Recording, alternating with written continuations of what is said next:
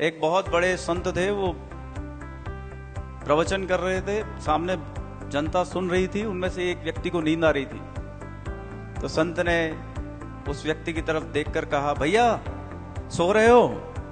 तो वो ऐसे बिल्कुल जैसे नींद से उठता आदमी झुंझलाकर उसने कहा, नहीं नहीं महाराज, मैं तो जागा हुआ हूं, मैं कहां सो रहा हूं।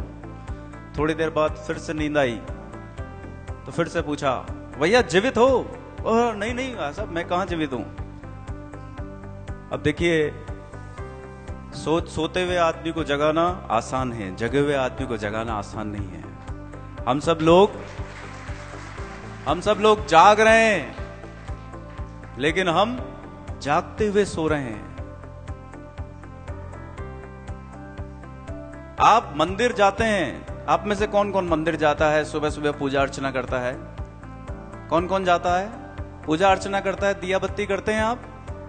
ठीक है, हाथ नीचे कर दीजिए। वर्षों से कर रहे हैं लोग ये नित्य कर्म, पूजा अर्चना करना, दिया बत्ती करना, भगवान के मंदिर में जाना। वो एक नित्य कर्म के अलावा, एक आदत के अलावा कुछ नहीं है। उसमें भाव नहीं है, उसमें परमात्मा के प्रति जो भक्ति है वो गायब हो चुकी है। क्यों? क्योंकि हम उस समय बेहोश होकर ये सब काम कर रहे हैं।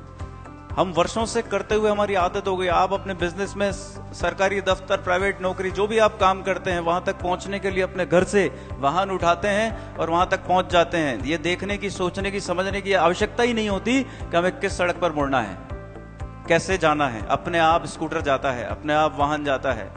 सोचने की उस समय तो विचार चल रहे होते हैं दूसरे 50 तरह के। आपको हर समय पता होना चाहिए आप क्या कर रहे हैं। और मैं एक बहुत इंपॉर्टेंट बात बताता हूं, यदि आप होश में रहना सीख गए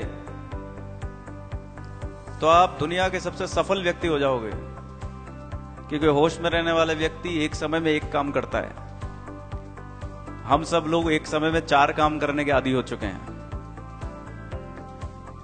एक समय में एक काम करना, यह भी एक बहुत विशेष गुण है जो हम सब में विद्यमान होना चाहिए। डेवलप्ड कंट्री में, विकसित देशों में मैंने देखा है, एक बैंक मैनेजर बैठा है, उसके सामने 1000 लोगों की लाइन हो, तो भी एक व्यक्ति जो आगे खड़ा है उसके साथ जब तक उसकी प्रॉब्लम सॉल्व न हो जाएगी वो दूसरे व्यक्ति को एंटरटेन नहीं करेगा।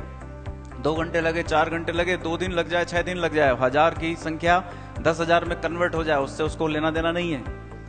जब तक एक व्यक्ति संतुष्ट न होगा दूसरे व्यक्ति से वो बात नहीं करेगा। हम तो मोबाइल भी उठा रखा है, हमने भोजन भी कर रहे हैं, हम टीवी भी देख रहे हैं, बीवी बच्चों से बात भी कर रहे हैं। 50 काम एक साथ करने के हम आदी हो गए और वो सब काम अपूर्ण तरीके से संपन्न होते हैं, सब में कमियां रह जाती है, ठीक तरह से कुछ भी नहीं हो पाता।